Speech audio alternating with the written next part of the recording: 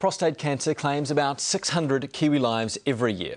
They are men's lives, so we are talking about a gender-specific disease. But the impact on families is so much wider, and to that extent everyone is involved. Wives, sons, daughters. At the moment, the only feasible way to reduce the death toll from prostate cancer is early detection, and that means being tested. So here's John Selwood with a reminder of why being tested matters so much, even if the test is far from foolproof. Danny is a doting dad. His daughter's graduation from preschool, one of those little milestones that will be looked back on as a memory that matters. Ella is such a daddy's girl. Yeah, a little bit. Maybe it's because I'm away on work a wee bit, so she doesn't get that luxury of dad all the time. Yeah.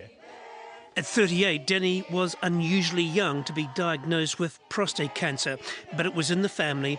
His father died from the cancer only last year.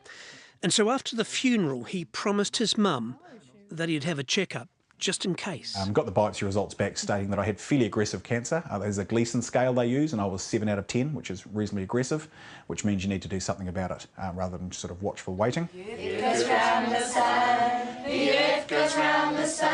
That something was radical surgery, the removal of Danny's prostate, and with it the chance of more children. We're both very positive people, and so we can see past, I guess, some of that, the negative side of it, and just want to, push on and not dwell, because if we dwell... This is our lot, this is what we were given, we're dealing with it, and we've got to deal it in the best way we can. We can't sit and, as you said, wallow in it. No, so we're going out and we're doing stuff and making the most of what we've got. He's got a very good prognosis. He was found at an early stage. He had prostate cancer that was confined to the prostate.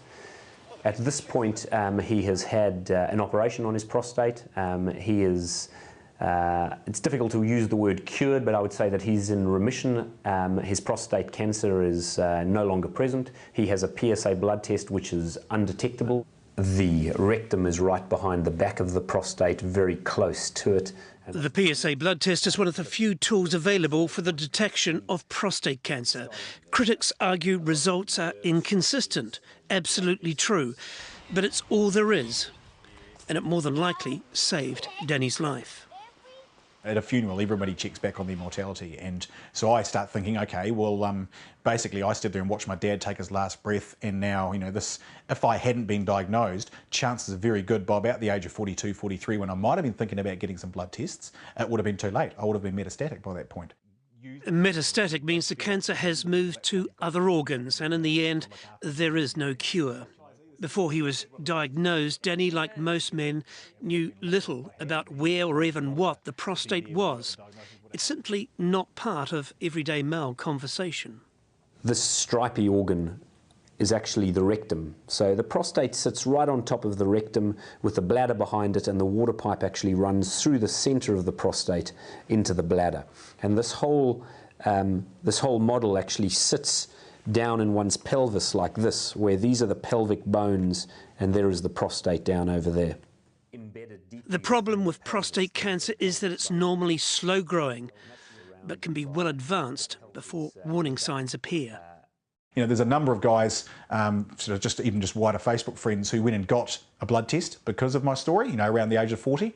And as far as I know, about 20 or 30 guys. And that, to me, is worth way more than any money I might be able to raise as part of a Movember campaign, or, as a part of a Blue Ribbon. Sharing those stories matters, which is why Danny is starting up a prostate cancer support group in Porirua. It's to encourage local men to seek early detection, and perhaps to remind them that nothing lasts forever. And so the time is now.